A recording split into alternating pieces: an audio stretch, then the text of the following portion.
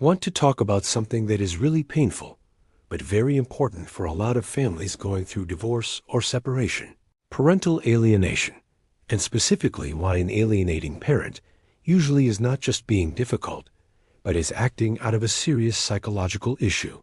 In the attachment-based model described by Dr. Craig Childress, what people often call parental alienation is not simply one parent bad-mouthing the other. It is a form of what he calls pathogenic parenting.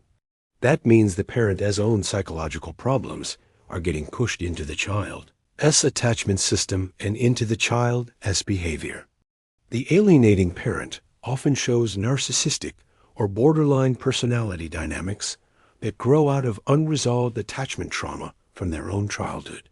That early trauma can create a disorganized attachment style, and over time, they can harden into narcissistic or borderline traits. When the adult relationship breaks down and there is a custody dispute, those old wounds get triggered. Inside the alienating parent's mind, there is usually an old story from their own childhood. In that old story, there is an abusive parent, a victimized child, and a protective parent. When conflict hits in the current family, the alienating parent unconsciously replays that old script in the present. They cast themselves as the protective parent, they cast the other parent as the abusive one, and they cast the child as the victim. They are no longer seeing the actual present-day reality. They are seeing their unhealed childhood story projected onto the current family situation. The childish behavior then becomes a kind of psychological fingerprint of the alienating parent as pathology. You can see it in the pattern. The child shows intense, extreme rejection of one parent, even though that parent's behavior falls within normal, loving parenting. The child uses harsh, adult-sounding criticisms that do not match their age and do not line up with their actual experiences with that parent.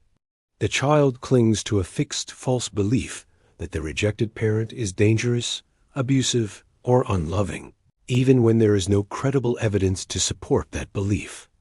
In this framework, that fixed, false belief functions almost like a persecutory delusion that began in the alienating parent's own mind and then was transferred into the child through repeated, distorted, and manipulative communication.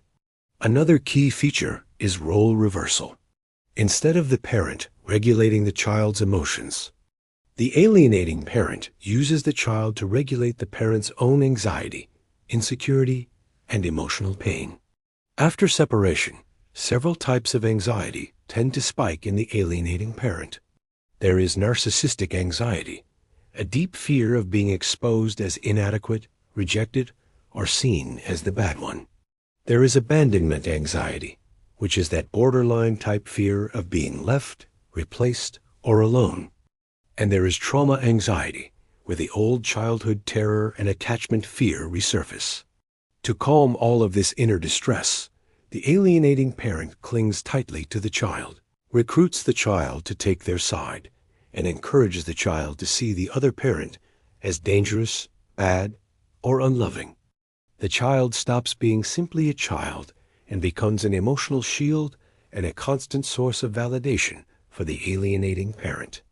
So when we say that an alienating parent has a psychological issue, that is not meant as an insult. It is a clinical description. In this model, we are looking at personality disorder level pathology in the alienating parent, usually narcissistic or borderline traits tied to disorganized attachment and unresolved trauma. We are looking at pathogenic parenting that uses the child to meet the parent's emotional needs instead of the parent meeting the child's needs. And we are looking at beliefs about the supposedly abusive targeted parent that rise to a delusional level and then get installed in the child as unquestionable truth. This is not just high-conflict co-parenting. It is a serious mental health problem in the alienating parent that injures the child's attachment system, their emotional development, and even their sense of who they are. A serious mental health problem that is emotional abusive to the child. That is why it is so important to educate our courts, our judges, our attorneys, our guardians ad litem and our child protection agencies about this kind of pathogenic parenting. It is equally important to educate mental health professionals, school staff, pediatricians, and everyone who works with children and families, so they can recognize when a child's rejection of a parent is being driven by an alienating parent's pathology instead of actual abuse. When our systems understand this pattern, they are much more likely to protect the child's healthy attachment to both parents, to get the alienating parent the psychological help they need, and to prevent a serious and preventable form of emotional harm to children.